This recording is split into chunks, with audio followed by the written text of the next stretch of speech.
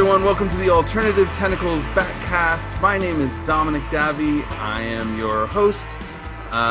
You might know me from the band Tsunami Bomb, and you might know me from other Batcasts where I talk a lot of crap. I am here with the DARTS today. I am so excited to be able to talk to all of you. This is so great. Yeah. Welcome. It's been a while. Good to see all of you guys. Yeah. I know things have slowed down a little bit for all of us in the music business lately. For all of us in the world. So weird, man. It's so weird. Everything is like, everything's changed. I've been sitting at home since March. I mean, all of us have, but it's like crazy. It's the longest we've been home in 3-4 years. Yeah. Yeah. All our festivals forever. canceled, and it's just been so sad. You know, really. It's really heartbreaking. It's like all these shows. I mean, I had a musician friend who literally I was talking to, and he was like, we were talking about stuff, and he's like, yeah, I'm excited about this tour in August. And I was like, oh yeah? Yeah. And he goes, what, do you think I'm not going to be able to tour in August? And I was like, no. Yeah, we're supposed to be in France right now. Oh. We're supposed to be in France playing a festival. Biggest festival we're ever supposed to play was supposed to be in August, and not so much. That sucks. Yeah, he was really excited, and then he called me 2 days later, it all canceled. And I was like, yeah. I know, I'm sorry. And it's like, just there's a lot of, everyone's bummed. I haven't seen I was just saying earlier, I haven't seen my entire band in the same room since the Tentacle Fest in November. That's so crazy. And I have no idea when I'm going to see them. That's pretty close to us. I mean, yeah. The last show we played was in November. Wow. Yeah. We've gotten together a couple times, like just doing a little bit of jamming and idea making. But then the COVID stuff got worse, and Nicole had like a few people at her work starting to have issues with it. So we haven't seen each other in like, it's been like a month. We just stopped doing everything. Wow. Yeah. That's rough. It's so weird. Because that's the other thing. It's like our bands, I don't know. It's like bands are a pain in the ass. For anyone who's not in a band, you have to understand that bands, like you can have the best people in the world in a band, and it is the pain in the ass just trying to get it to happen and make it work and do all this stuff. But it's like you love it. You do it because you love it, and you have these people. They're your team. It's like your tribe. It's like your club, and then all your family, and you don't see them, and it's weird. It's like it's just so strange. I'm not used to. It's like you have this drive to just do this thing constantly all the time, even though it's hard and it's a lot of planning and stuff like that, and like not doing it at all. It's like, what do you do with your life at this point? So crazy. Yeah, that's what you do. You write a lot of songs, is what you do. No, that's so true. I've been writing like crazy. Yeah, you guys Nicole's too. been writing, like, I think she's written enough songs to at least have a double album, if not a couple albums going on. Yeah, this is my not surprised face. Oh wait, here let me pretend to be surprised. Gas. And they're all amazing. I bet. Honestly, one of the things that I was so blown away by the DARTS when I first met you, first heard about you, and just understood what your band was how much you guys were doing, how fast you move constantly. Your band's spiritual animal is a shark. And like you guys were constantly moving. So it doesn't really surprise, I mean, all of us are bummed that we're not doing stuff, but it doesn't really surprise me that you guys are like, because I don't know if you know how not to do things. Like, no. So it doesn't. Life is like centered around doing music and like going on tour and playing shows, and like we were just starting to get really motivated to be like, okay, let's do all this different stuff while we're home. It'd be nice to hear like what other bands have going on or what they're planning and stuff like that, because it's hard to really know what to do right now. Yeah, it's a little bit of a that's one of the things that I've been working on in AT is coming up with things that I can start presenting to everybody and ideas that how we can better support everybody in this time, because AT has such a far reach of its own. We have a good, strong audience that loves Alternative Tentacles. So it's like I want to do better at bringing all these bands, all the artists that are not doing anything, to those people, and have them understand, like, no, they still exist. This is still here. Look at this awesome thing. And then things that we can all do. One of the things that I've been like talking to people about is, like the different like YouTube channels that'll have bands play with really good sound on the recording and just do a live performance. Like Bridge City Sessions does it. There's another one in the Midwest. I feel like there's these pockets of filmmakers who will bring in bands to their studio, film them, record the sound, and then present the live footage. I think we should all be doing that, or thinking about how to do that in the next 6 months to a year. We should. That's one of the things I was going to recommend to people, because it's like, it'd be nice to give people these really cool performances that can be put out, that kind of gives an idea of what the live show's like in the gap between having live shows. Yeah, some of the best shows you ever saw in your life growing up were stuff you saw on TV or, movies. I don't know. I saw Purple Rain and I was blown away. Instant Prince fan.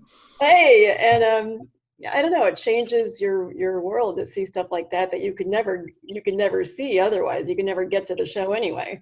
So yeah, it would be great to present that stuff well.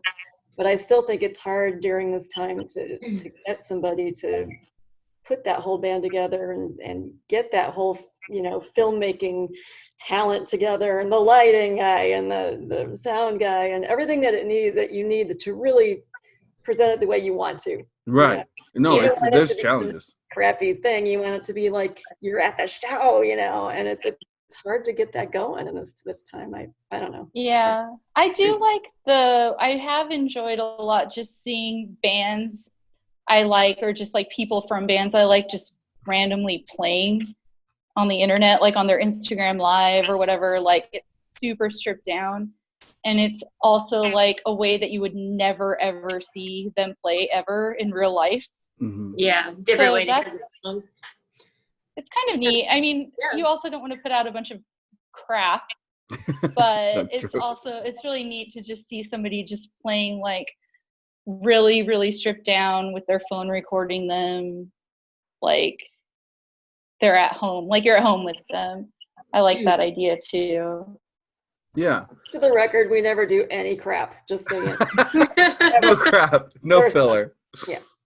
Yeah. We might though soon. We might just do some stuff for fun. I hope so. I might make you guys do it.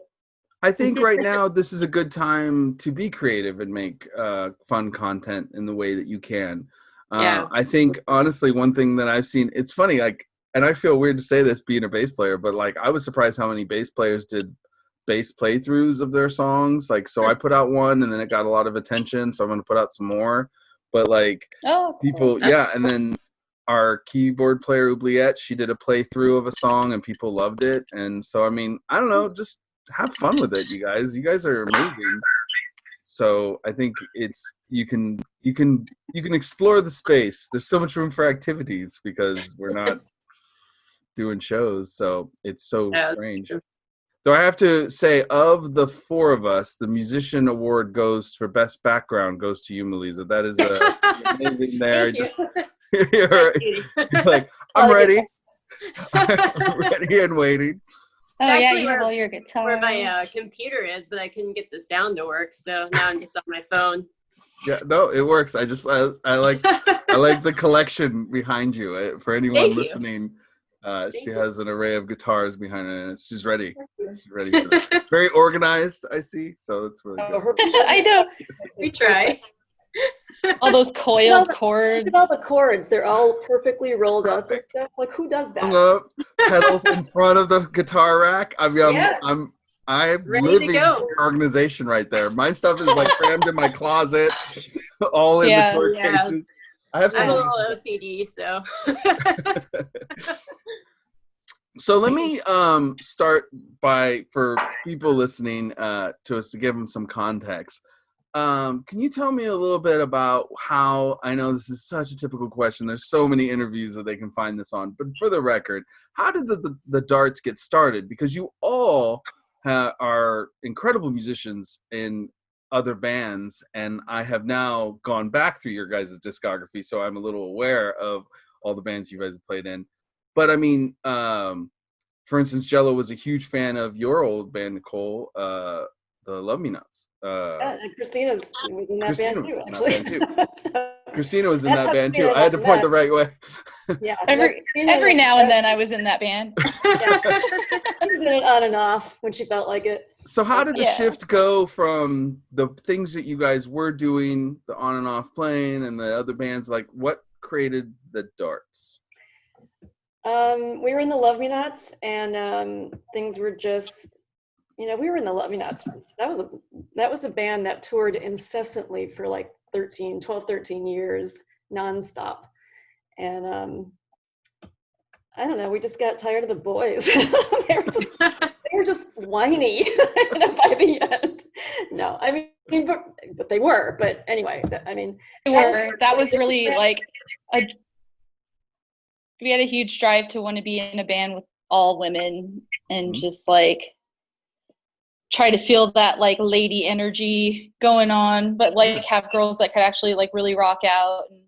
And just, girls that were ready to, carry their own suitcases and put their own stuff together, and like who could be strong about being in a band together and not be wimpy about it. And I mean, it came together in a minute, so that was easy, Yeah, it seems like I discovered you guys a little bit later than that, but like I wasn't there for the moment of birth, obviously, but it does seem like you guys hit the ground running. I mean, Christina and we got together for like a weekend or two and recorded all the parts pretty much, and it was sort of done. Yeah. So yeah. That's awesome. One of the first tracks that I heard and fell in love with instantly was the Cat's Meow. I love that. That was the second record, or maybe there's a third. I don't know. I think it was the second. Meow. Oh, that was well, no, we had 2 10-inches, and then we did Meow. So yeah, but I thought that was the first song, because I came a little late to the party, but then suddenly I was like, "What is this? This is awesome!" And but you know what? We put all those albums out so quickly that they almost are pretty much the same time. I mean, yeah. In fact, our record label at the time, Dirty Water in England, just sort of mushed them all together at once and made one release there out of all those records because it was so fast. So I feel like that's that label hinting, like, come on, like they need to be two inch, two. Yeah, we're gonna press this once and be done with it. Yeah. But I have literally everything you guys have put out in each edition. I just want to make that clear. But I have to say, when I did discover you guys, I was shocked because I knew it was new. I was like, it wasn't even a year old, I think, when I finally encountered you guys. And you already had 2 EPs out, and I was like, "What? Like, shit!" Like, I remember looking at your table, going, When did this happen?" Like, most bands, like they put together a 5-6 song recording, and then they're like, "Here is our demo. Please listen." You guys were like, "Tour in Europe, got 2 EPs out. We don't got time to talk. Bye." Like, no demos. Well, it did help that. We did a lot of prep at our own studio at home that we had, set up for the Love Me Not. So that was already ready to go. And then our producer at the time, Bob Hogue, was ready to go too. And he's been working with the Love Me Nots for he does every record we ever did. So he knew what we were doing. And he basically said, take my empty Studio B and just record stuff, track everything yourself. And I'll be in Studio A working on other bands. So Christina and I could go in there at night after hours and track everything by ourselves, running Pro Tools and all that stuff. And so it came together really fast. Like, some bands would take 6 months to do that, but we could do it every night and knock it out. So that's what happens. That's so awesome. That's amazing. I mean, that's really amazing as far as my experience with most bands of not just like my own, but like just bands in general, it usually takes a little while to just, and there's nothing wrong with that. It takes a little minute to find the sound and get it together and make it happen. But you guys seem to go, I know what we want, I know how we want to sound, and go, and it seemed like that. Well, I think the point of this band was just like, let's have fun, let's play music, let's do music we want to do. And so we didn't think too hard about all of it. We didn't like, oh, is this the right song? We were like, that song's cool, let's record it. That one's cool too. Yeah. I think that there's a certain innocence to that, which is wonderful. And I feel like bands should try not to lose that. Like, I feel like we should hold on to that as long as possible, because it's so easy to start overthinking how something's going to sound. Yeah, definitely is. And we've been in projects like that, and it makes it a little bit less fun, and then you have less freedom to like express yourself however you feel like you want to. Yeah, that makes sense. So yeah, even with the recording, I mean, we just threw it up there and saw what would stick, and a lot of stuff stuck. So we just a lot of stuff did. Yeah. Edit that. Let's just go with it. It's funny that you say that, because balls on the ceiling. I know. Well, whatever. it's true. One of the jokes that I had because here's the thing for everybody listening. It wasn't like AT, like we discovered the darts and we came and tried. It was more like we were genuinely fans. Like, I heard it, loved it, and then I was literally like, "Hey, you're back." I have to plug my phone in. Hold on. Sorry. Okay. Oh no. It's dying really fast. It's okay. No. Take your time. Another example of the darts not knowing how to do anything. You move fast. Well, okay. Before I tell that story, then I'll shift to this. So the band is going like crazy, and then you show up, Meliza. How was that coming into this? Especially because you have a unique experience of where you must have seen them and known about them. Yeah. And then now you've become such an important part of the band. So what was your experience coming to it? It was kind of crazy. I mean, we went on tour with the Damned like 2 weeks after I joined. So you're like, it was really intense and scary, and I was really nervous and sweaty the first few nights. That was the most Dart thing I've ever heard. Like, so 2 weeks later, I was on tour with the Damned. That sounds like, yeah, okay. I know it sounds ridiculous, but that's how it happened. That's really funny. So you were aware of the band before you joined, right? Like, yeah, I'd seen them play a few times here in Phoenix. Mm-hmm. Just I always try to go out and support local music. So yeah, I thought the band was really cool. So I was stoked when they hit me up to play. So yeah, it seems like it's kind of a whirlwind at the speed of the Darts go, because you went right from that into an album that was on Alternative Tentacles, which I'm going to talk about in a second. But I will say that something about you guys that I think I've said this to you guys before, and it's the most ass-kissing thing to say, but it's true. When I saw you guys initially, I was super stoked, and then it was literally like one of those moments where I was like, "Hey, Jello, have you ever heard of the Darts?" And like, no. And then he was like, "Wait, is that Nicole?" Like, he immediately figured out who you were and how he knew you. And then the whole label fell in love with you guys. So when you guys came through, like, we came to see you. I'm trying to remember the exact first show that the whole label came. I know. Didn't you guys all come to that the Elbow Room show? Yeah, it was. I was about to say. You guys all showed up. Yeah, the whole, like, everyone, including the interns, like, including like our volunteers, like some of our street team members, like everybody was like, "We're here. We're all here to see it." And I invited some friends too. And then since then, I invited friends to see you guys. And I will say this, that everybody I know, including the most bitter motherfuckers in the music industry, like, you got to check this out. And I'll bring them out to see you guys. And literally, like, later that same night, I'll be like, did you like them? And they'll be holding your entire discography from your merch table. And I was like, yes. That's the best feeling. I love that I so do. much. Yeah. We have really good merch people. they all that was the thing that I noticed the most, is that everyone who came out to see you guys was really excited about the band and really into it.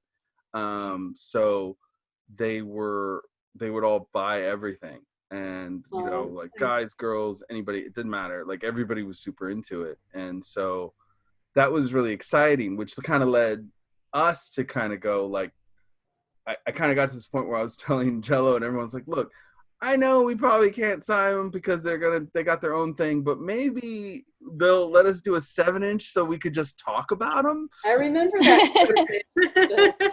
Yeah. That was literally my pitch to both Jello and you guys. I was like, I just want to talk about what you're doing. So can I just We're talking about a 7-inch with Atomic Age, I think. Mm-hmm.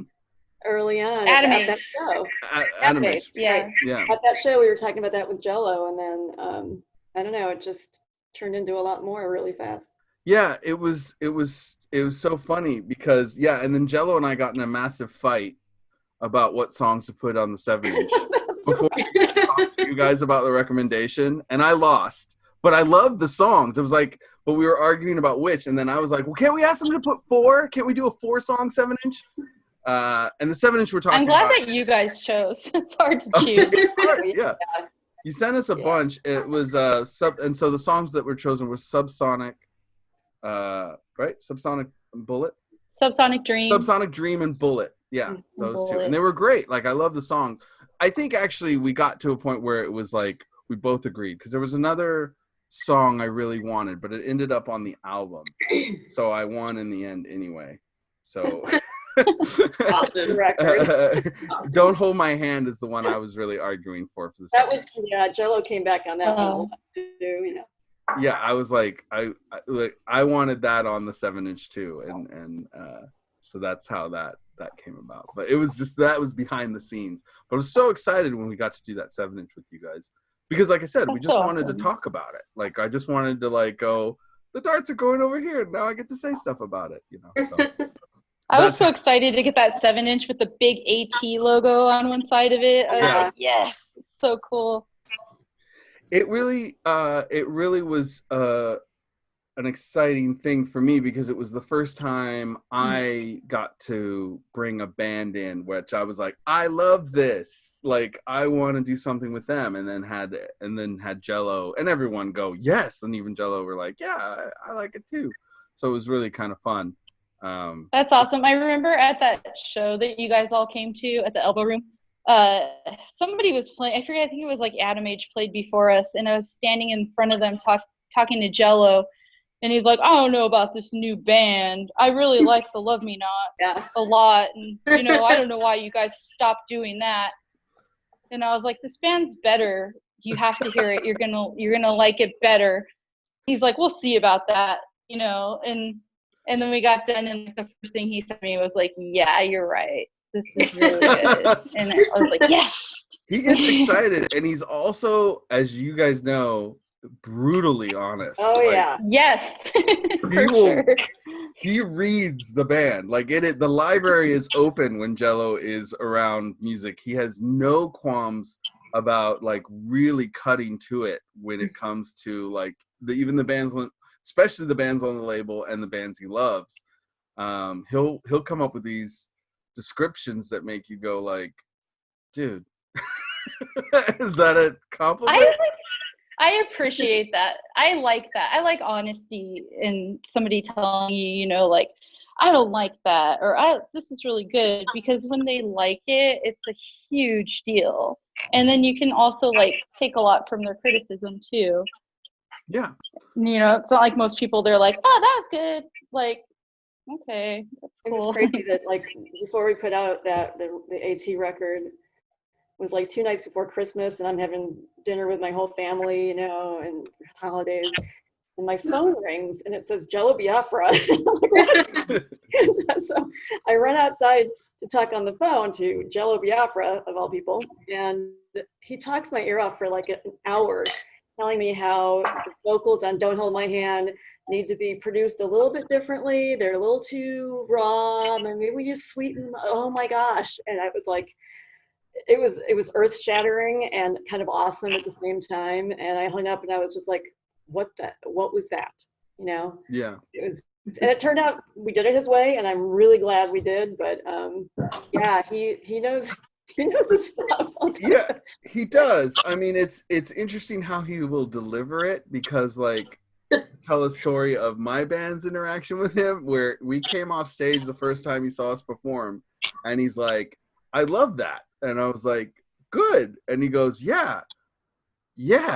Like he's convincing himself, like, yeah, I did. Yeah, I liked it. But he's thinking, and then he goes like, he first says, he's like, you remind me of Blondie. And I was like, we don't sound anything like Blondie.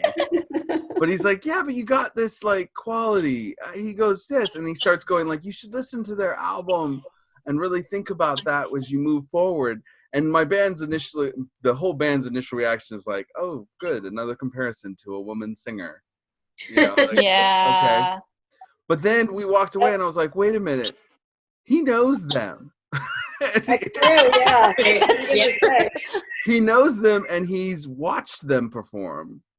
And everyone's like, oh. And it's like, he's saying, like, you guys are weird like they're weird. Like, you should think about how they stood out. You guys should continue to stand out, and you have a similar, like, grouping, and you can take it in your own, you take punk in your own way. Like, there was a reason that he said it. It wasn't just like, oh, you're like the only female singer I can think of, which is initially how I think some of the band took it. But then, well, yeah, because you hear that a lot as a girl band, or as girls in front of the band, for sure.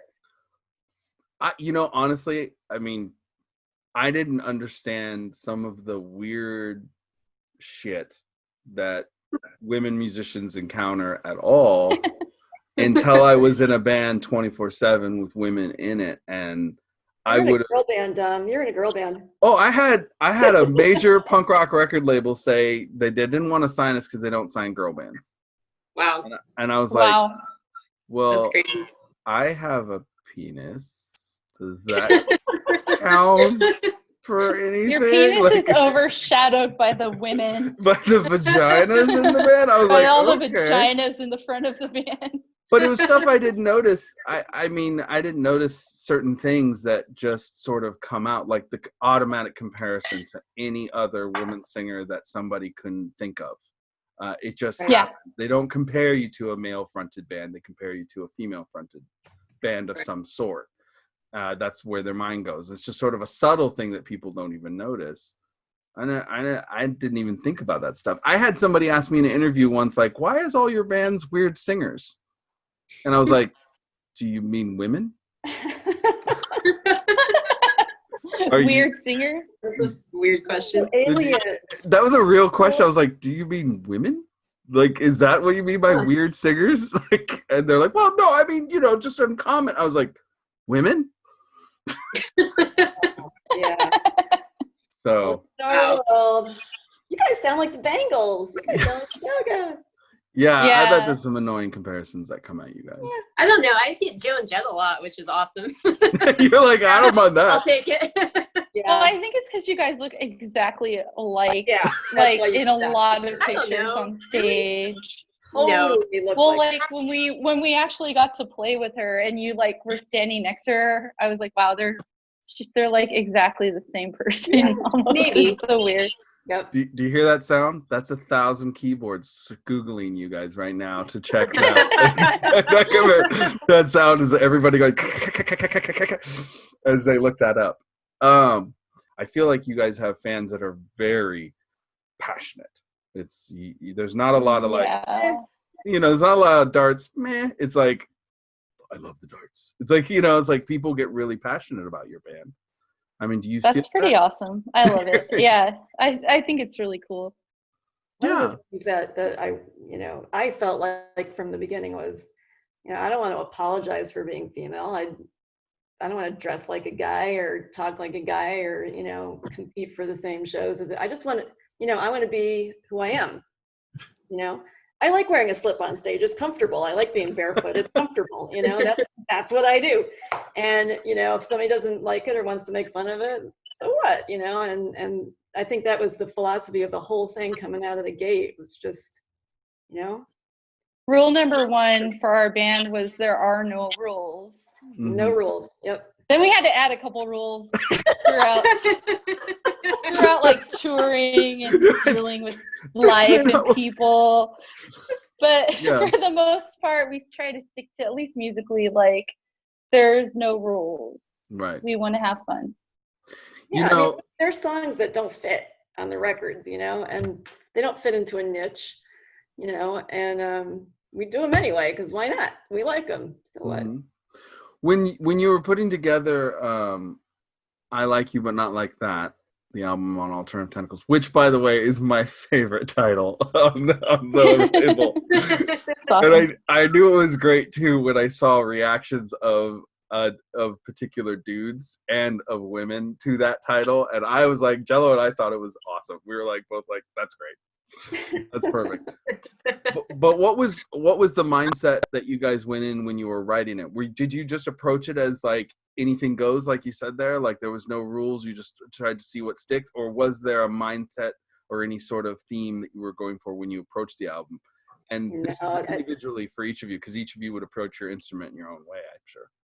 The lyrics just came wherever they came from, you know, like I Like You But Not Like That was something Christina said after a show in Europe once, you know, like to, you know, just explaining some weird interaction she'd had. And we all just so many laughing and wrote the song together, you know, like, I don't know.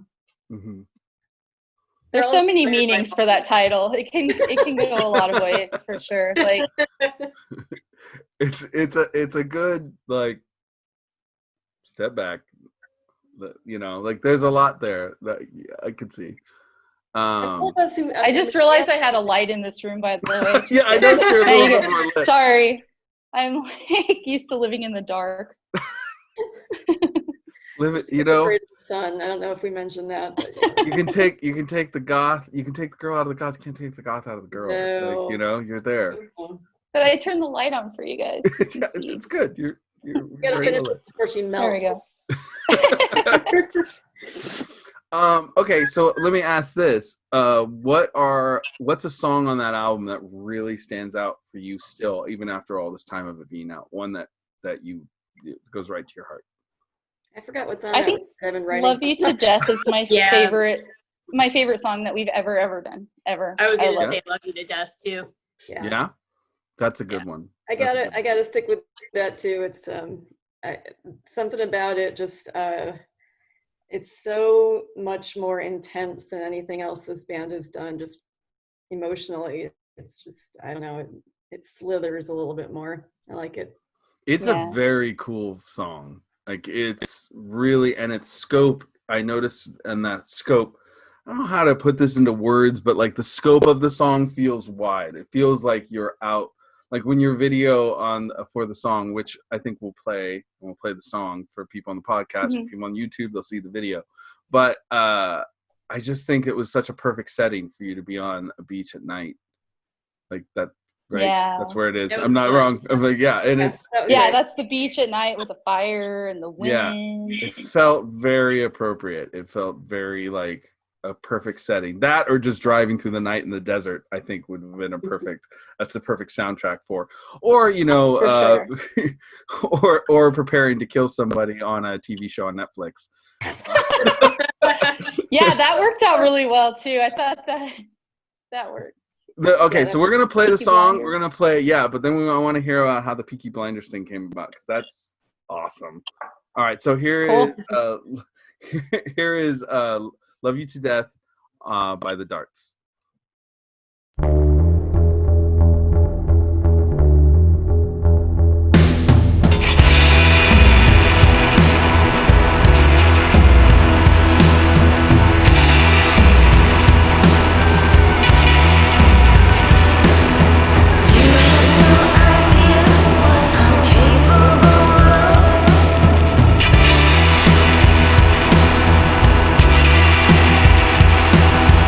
You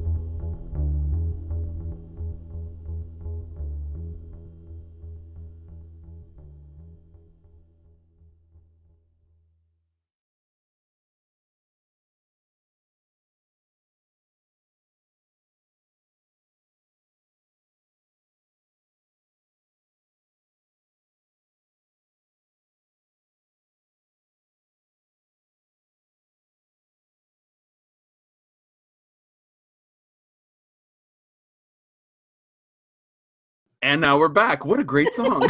Oh, I love that song. That was great. It's so instantaneous. It feels like no time has passed. The song just flows right by. So that song was on Peaky Blinders, which was a sick ass show, and it's a perfect song. Seriously cool show. And the music. Long before I'd seen our thing, I was watching the show, and the music supervisor, I don't even honestly know who it is brilliant. Yeah. The soundtrack for that show is always just spot on. It's so cool. Yeah, I never watched it until we got a song on the show, and then I started watching it, and it was like addictive. I watched all of them in like a week, I think. I just like binge watched all of them, and then our song comes on, and it's like this super intense part, and I hear my bass line, and I was like, yeah, this is so cool. And it fit. It's so awesome. It was so perfect for it. I really was excited. Did they approach you guys, or we have a licensing guy in the UK, and I don't know, one day he wrote to me, he's like, they want to use this tune, is that okay? I'm like, yeah, that's okay. I'm good with that, and that was it. So I'm so happy. I did. Oh, go ahead. What? No, go ahead. Oh, I didn't know anything about the show except for that Nick Cave did the theme song, or they used a Nick Cave song. Yeah. And I was like, okay, yeah, we're all into it. It's so funny because from my perspective, working with the label, there's been so many almost soundtrack opportunities to happen, and then they fall apart like last minute, like a producer changes or somebody else wants a different song, or it doesn't quite make it or didn't make the cut. And I was like, it happens so often. Like we get approached and it's like, and then it doesn't happen. I was so happy that got through and that was on it, because it is perfect for that scene. So yeah. Right? And I love that show beforehand too. So it was pretty cool. I got a question for you, musician to musician. What's a song that you guys have to play that you're like, oh God? Oh. Have one? Is there one, or one you don't play? Take What I Need was Little Steven's favorite. It was on the Underground Garage and all that stuff. And if I never have to play that song again, I'm good. Yeah. What was the song? I Want Your Fun. Everybody loves that, or everybody loved it. Everybody was like, I love that song, but I don't want to play that song anymore. It's so sad. It's so real. It's so fun. Such a fun song. I want your fun. I'm over it. I'm over your fun. It's a good song. It's a good song, though. Dude, I wrote the song that I can't stand playing, and people love it, and it's my fault. Like I wrote it, and we get to the third verse, and I'm just like, again. What about you? I'm dreading it. What's your one that you dread? I'm trying to think of what's even on our set list. It's been so long. You're like, at this point, I play any of them. Are you kidding? Like, yeah, at this point, I would play any of them. You know what? I think you're right. Like at this point, I would play like a 9-hour long one of those like jazz cafe concerts where you just play all day long. Like, yeah, that sounds awesome. I'm in. I'll play a wedding. I don't care. I'll play at a hotel. I'll play a wedding. Oh my God. I would love to see a wedding where the Darts with a band. That would be an amazing, that would be a cool wedding. Don't you guys would be a cool soundtrack. But someone's gonna come at us. Oh my God. I know. I would rather play a festival in Europe. But at this point, I'll take what I can get. I miss it. I haven't played a show since March. Yeah, me. And that wasn't even with you guys. I haven't played with you guys in a long time. Since November. Jeez. I miss shows. November Euro Tour was our last show. Wow. Yeah. Yeah, we played the Tentacle Fest, and I'm so bummed because I was really excited about making the Tentacle Fest a yearly thing, and you guys were top of the list of I was going to base the date partially around when can you guys do it, and now I'm like, son of a bitch. Now we can't. Son of a bitch. Everything's canceled now. Yeah, but I'm looking at maybe doing something digital. I don't know. I don't want to give away too much, but I'll hit you guys up about it. I have a couple ideas on how to do something. That would be awesome.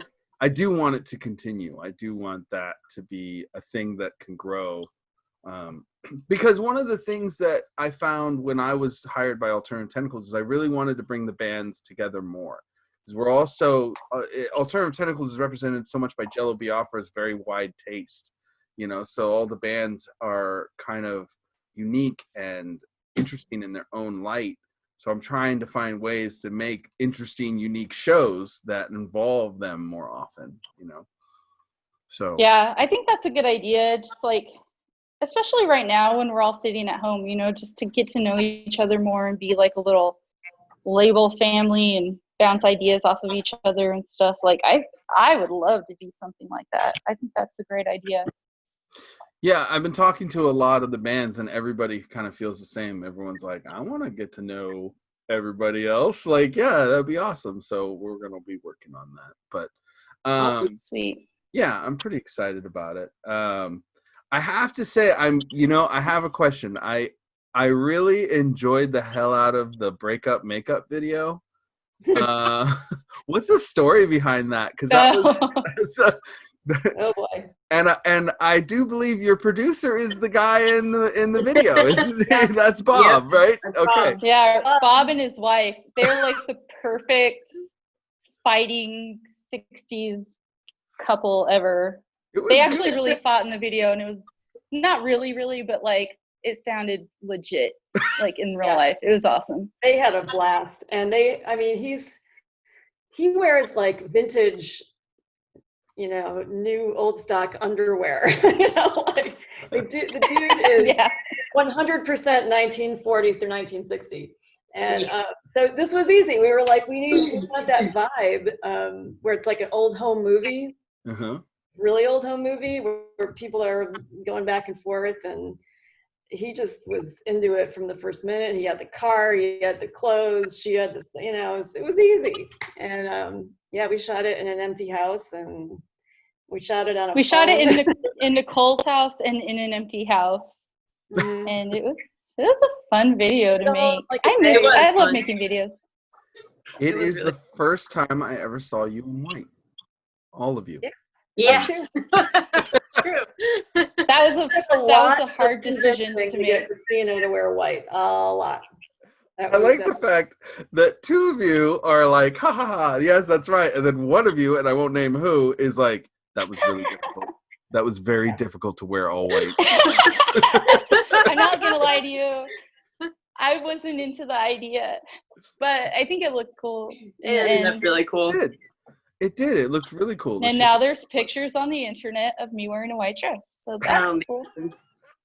You know, it still counts, you know, it's a solid color. and you couldn't tell. You couldn't tell. It's a solid. I have white pants from when my band played against a black light, and it looked really Wow. cool. Oh, And it's neat. literally, if you guys could see my closet, you could literally see them because it is the only white in the closet. The rest is all black. So it's like, yeah, I feel you. I got you. I understand. Yeah, the white dress went straight back to the Goodwill for sure. You're like, no, this isn't staying. I Yeah. thought it looked good, but that's me. Guys, let's face it. If she kept it, it would have been a gray dress. She would have thrown it in the wash. It would have come out gray. It would Right. have never been able to like survive anything. You're right. You're right. That's true.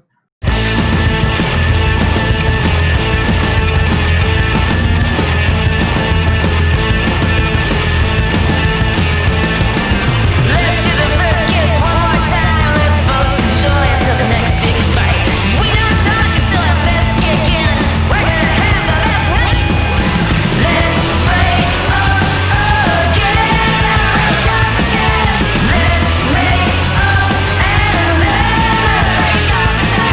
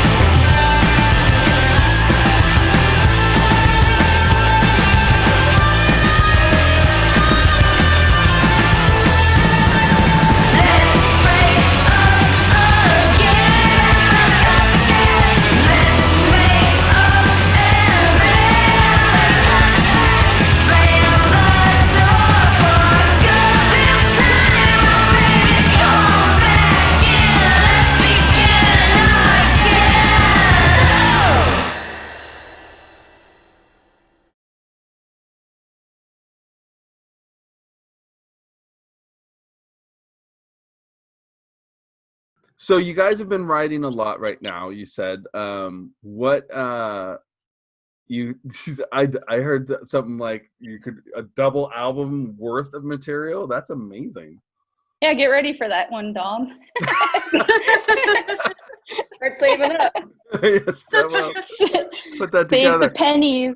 Great. It's gonna be. We have a really cool. We have some really cool ideas for this. If it is a double album, it's gonna be super rad. Did the Super rad. response That we've never even thought of before, and somehow when you're at home doing nothing, the songs just tumble out and they take different courses. You're feeling one way one week, and then you're feeling another way the other week, and this double album is sort of representative of the two different sides of your brain, I guess. So That's exciting.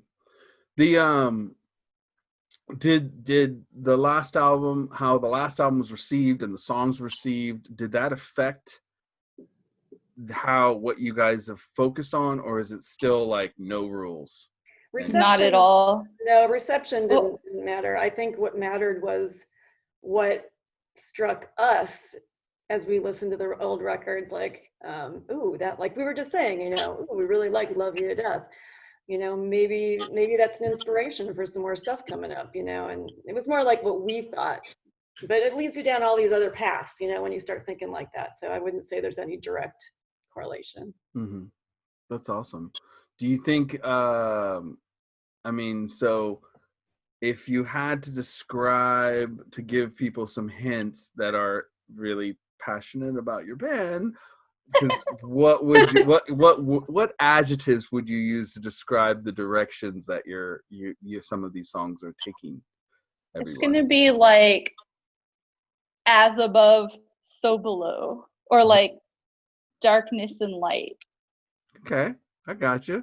Extreme darkness and extreme light, just reflecting off each other, two separate ways. Like I said, everybody's got two sides to them, to their personality, their moods, and this.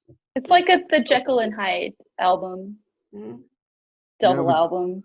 Would you agree with that? You think the same thing? Do you think that's how you feel about it, Meliza? Yeah, I do.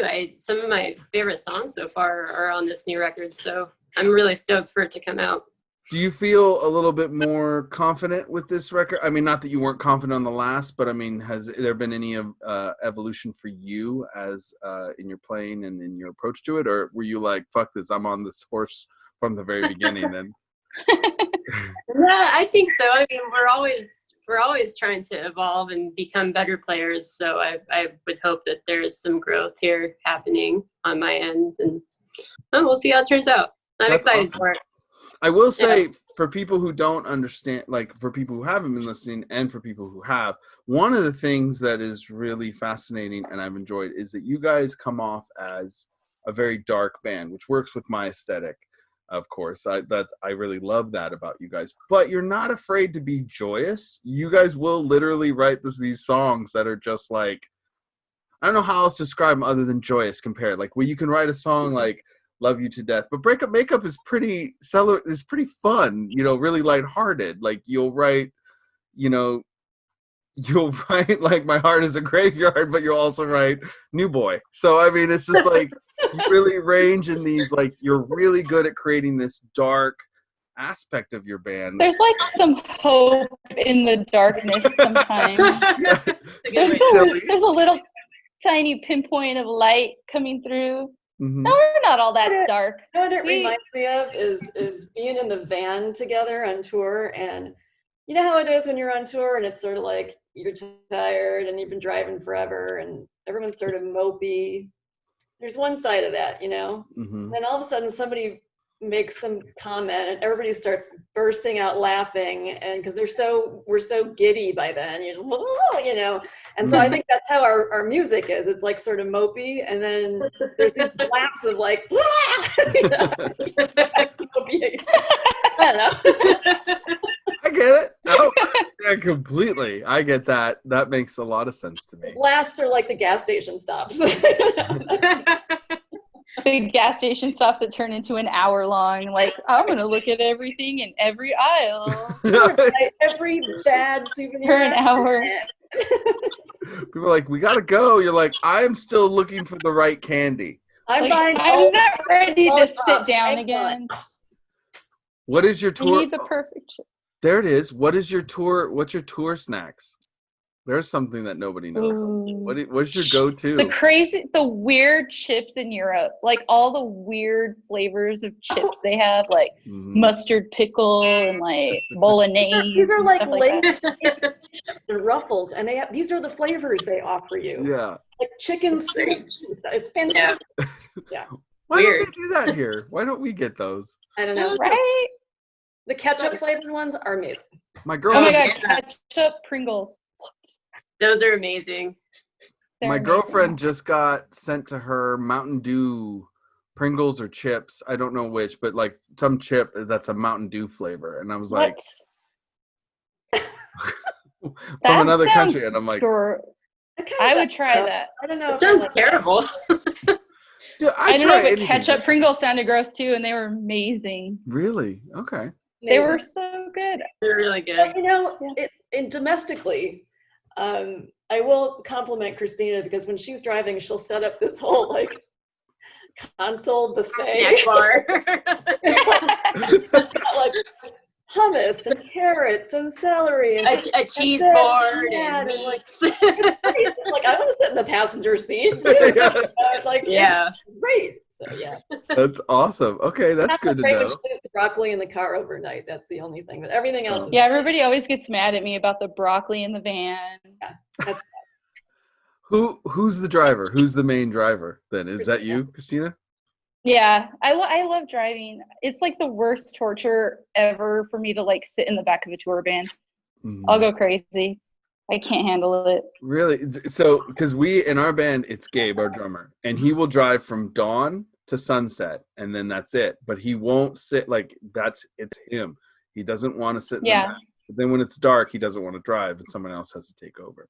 Oh God, I'm like all the time. I hate sitting in the back. except after the show. After the show, she's usually ready to relinquish it to somebody else. Yeah, after the show. That's my rule. Like, I'll drive all day and all night, but after the show, I'm not driving. Wow. So everybody gets to like avoid driving except for the 10-minute drive to the hotel. Yeah. Awesome. I get to have some drinks at the show and like, I don't want to have to drive. And all I That's want to my do is sleep. payment. So I sleep in the back seat like for 10 hours. I'm the happiest person ever. It's You're a cat. You're just Nicole passed out in can the back. sleep more than anybody I've ever met in my entire life, ever. I'm like a professional sleeper. It's like Every day, all day on tour. Like, she'll sleep instantly all day. That's amazing because that means you just wake up and then you go to sleep and you wake up and you're either at a gas station to eat or you're stop to eat or then you're at the venue and you're like, okay, we're here. And then after the show, I go back to sleep. It's great. Smart. She just gets back in her little By the way, I don't know if I cabinet. mentioned that, but I am a ball of fun. You're just asleep. That's good. Well, you Okay. just use all of your energy like at the show. It just instantly is like, bam, there's all my energy. Now I'm going to sleep again. Exactly. That, like, you know, building up to the show is like when I walk into the club is my worst moment. I'm like at the lowest energy. It's like my body saves up everything. And I don't know if it's stage fright or whatever, but it just, everything sort of shuts down. I just want to get in the green room and, and then it all comes out on stage and then I'm dead. And back to sleep. Back to sleep. Back to sleep. That's awesome. I'm starting to get the picture of what it's like in the van. So Christina's driving all the time. Nicole's passed out unless she wakes up to laugh at something, but otherwise she's out like Yeah. Okay, where are you in this, Meliza? Where are you sitting? Where's Usually trying to eat all the snacks Christina has. It's hard for me I to really sleep. get like hoarding everything for free. Yeah, I don't know. It's you hard for see me this to little fall hand?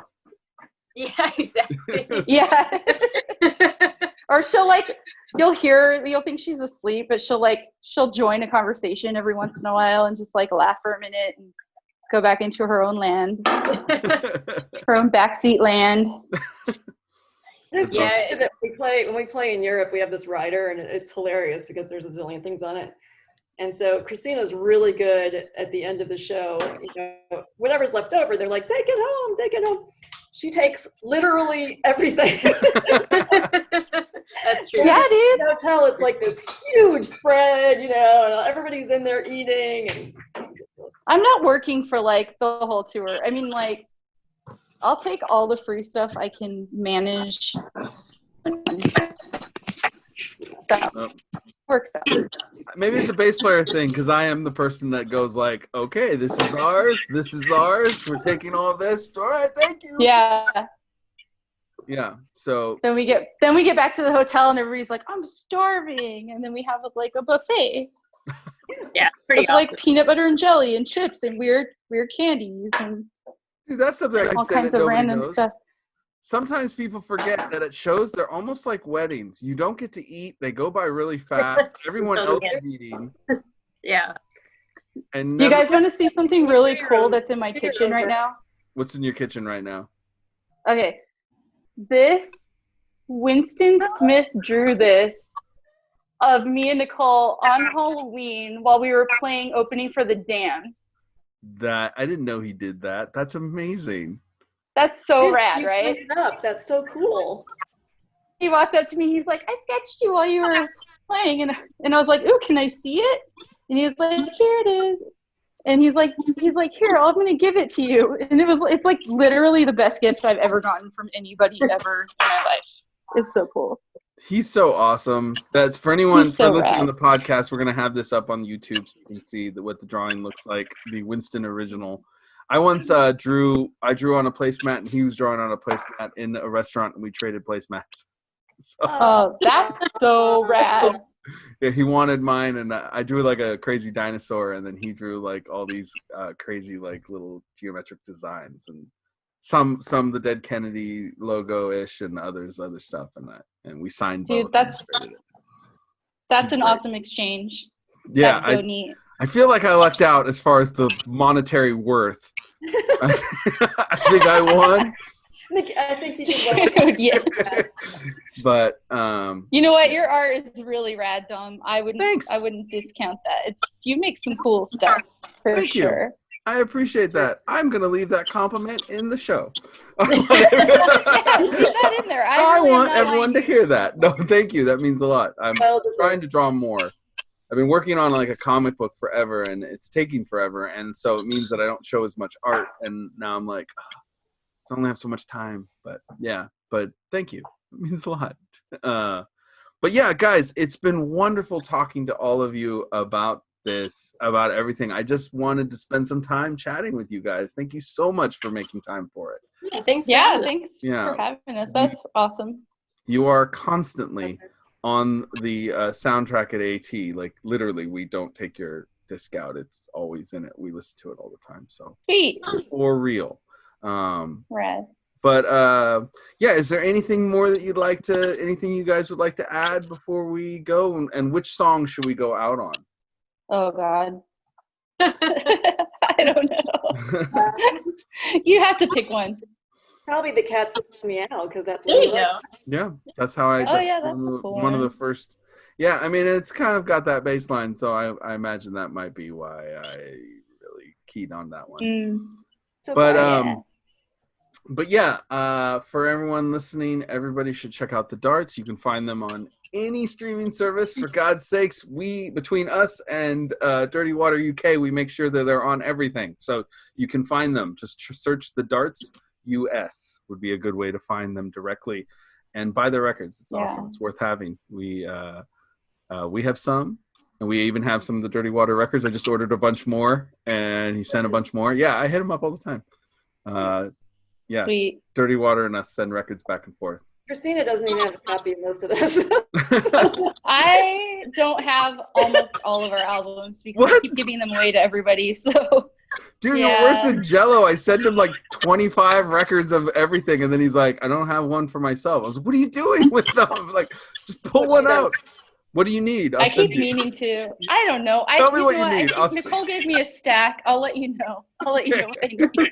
I'm not giving her stacks anymore. That's up to you now, Dom. Just put Hide your Somebody stack. has to just hold them for me, like my mom would, like in a vault somewhere, like for the future. Let or us else know I'm if gonna you have want a anything. Power over Christina. Hide your stack. Take a Have my stack for yourself. I have it. Anyways, Oh my god. Thank you guys so much for making time. Everyone, this Dom, is the that was Darts. awesome. Yeah, we're going to go out on the Cat's Meow. Thank you, everybody, and check out the Darts. Love you guys. All right, see you guys later. Yeah.